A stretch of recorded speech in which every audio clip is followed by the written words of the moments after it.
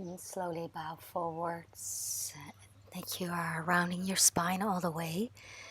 Your legs are in butterfly. So it's a forward butterfly, forward bend. Just calming here, just relaxing. And if you feel like you cannot relax, then use more props like cushions or yoga blocks, or if you don't have yoga blocks, books will do. Maybe under your knees, maybe under your head. But then you're just resting, you're just letting go. Rewind, just hanging out, hanging in your connective tissue, the myofascia on the backside, starting by the head, neck, upper spine, mid spine, lower spine, and then also in the hips. Maybe you feel your buttocks, and I think a lot of people will feel also the inside of the legs. That's the target areas.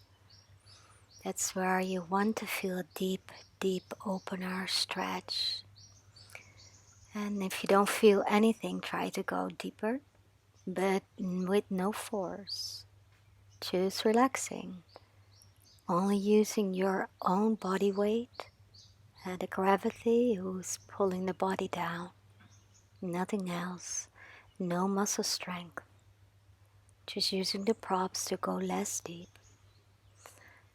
But very important to know when you're practicing yin yoga is that you never want to have the sharp pains, pins and needles, and also when the stretch is running upwards, it's increasing, getting more and more. That's a sign that you are too far. The perfect stretch is that the stretch is staying continue the same stretch feeling. If it's getting less and less and you don't feel anything, that's a sign that you maybe can go deeper. Like if you use props, maybe it's time to don't use props anymore. But when you're in a posture and you cannot go deeper because you are not using props, you are to your maximum range of motion, yeah, that's it. But knowing that you are allowed to feel something, but not too much. It have to be okay in a way that you are resting, breathing. So then it's time to come out. So do that also in a slow way in your own time. And then walk your hands backwards with the fingertips watching to your heels. Walk your heels maybe a little bit more backwards and glide with your buttocks more to the heels to come in the hammock. So target area here is shoulder tops. And the nicest way is to have your hands under your elbows, but maybe that's not working in your body. Then it's nice to have cushions under your lower mid spine so you can hang in that.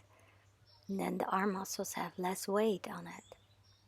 Sometimes stretching the legs forwards will help also if you don't have cushions. And then you're just hanging out. The head is just hanging forward, so we're still stretching the myofascia on the back, but mostly shoulder tops. And we build up a lot of tension there through the day, also through the nights. So it's good to do in the mornings and in the evenings. And shoulder tops are very, very nice. They want to help you in every time of the day, the night, your life.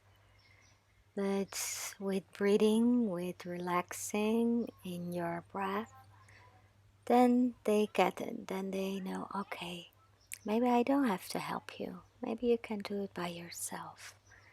And stretching is also a trigger for muscles and connective tissue that they have to come out of that tension, this tonus in the muscles getting less. And if this is way too much, you can also do the same, but then turning the fingers to the back. Only thing is that you are maybe hanging and stretching too much in the elbows. So when you feel pain in the elbows, don't do it.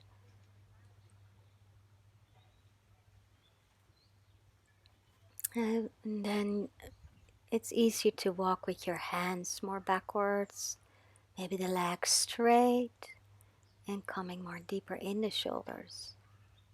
But feel if it's the sharp shooting pain, running up the pain, the stretch, that's not good.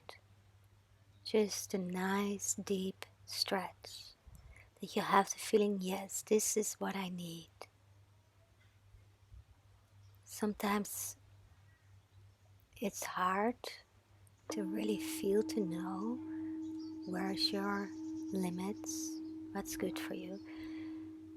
So it's always one day a little bit less and another day a little bit more. Then bending your left knee to your chest and twisting over to the right and coming in this diagonal line twist.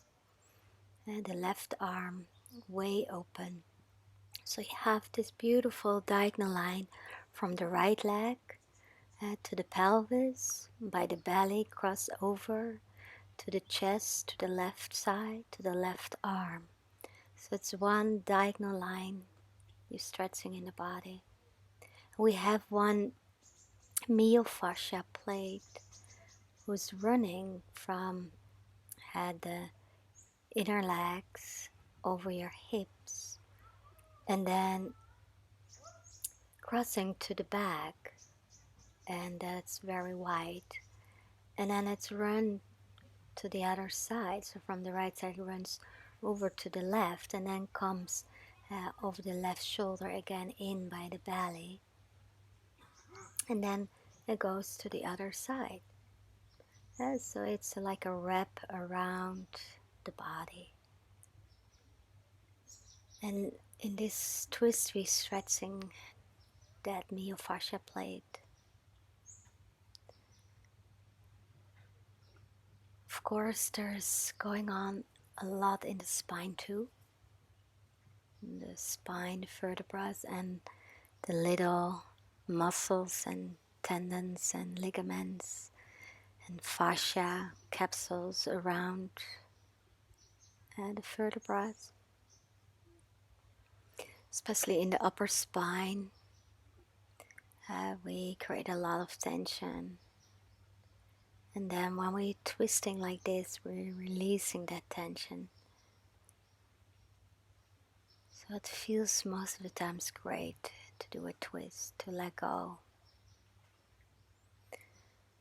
And also automatically we go breathing more into the belly, because with the twist we blocking the upper spine, the thoracic spine, with the rib cage on it.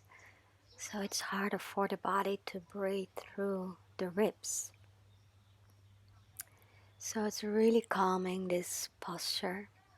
Also the twist very low in the lower spine by the sacrum is helping to stimulate the nerves, connecting with the nerve system for rest, the parasympathetic nerve system.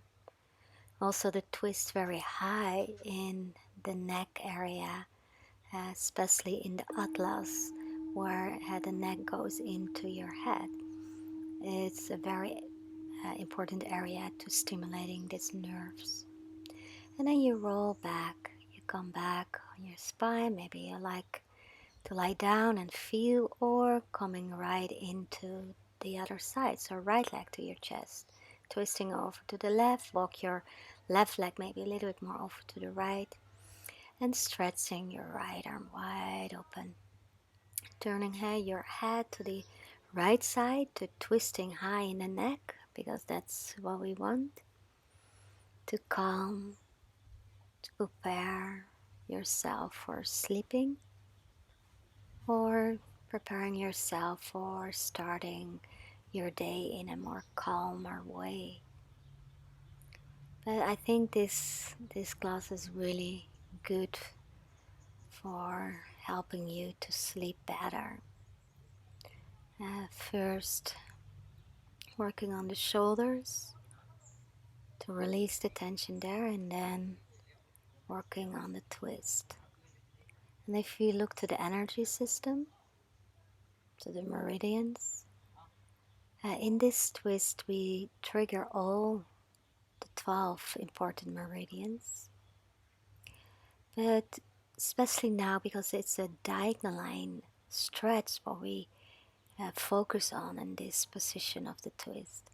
It's helping the flow of the stomach and spleen meridian, also kidney, lung and heart, but especially the stomach. And the stomach, when it's out of balance, what's giving us most of the times is that we are going in our heads, spinning wheels, gales in our heads.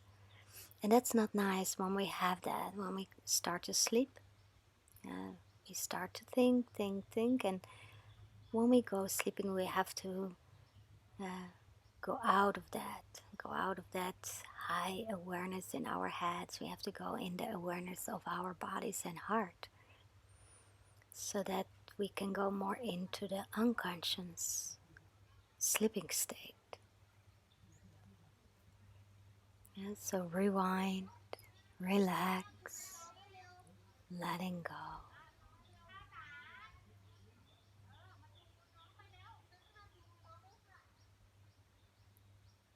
Just preparing for sleep. And sometimes you fall asleep, so then it's a good idea to maybe put an alarm clock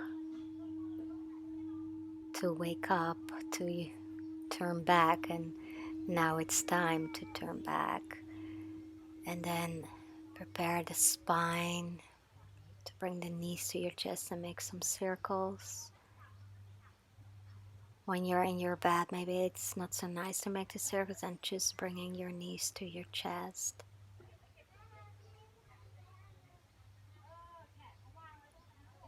Turning also the other way around.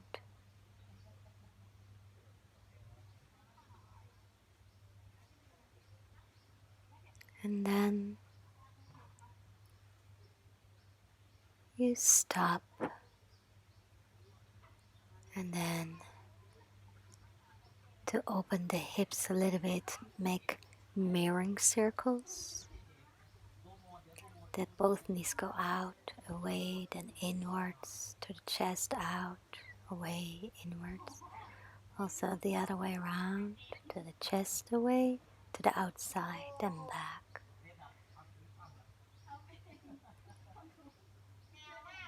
And then rounding the spine all the way, and finishing in the last relaxation, or when you're in bed.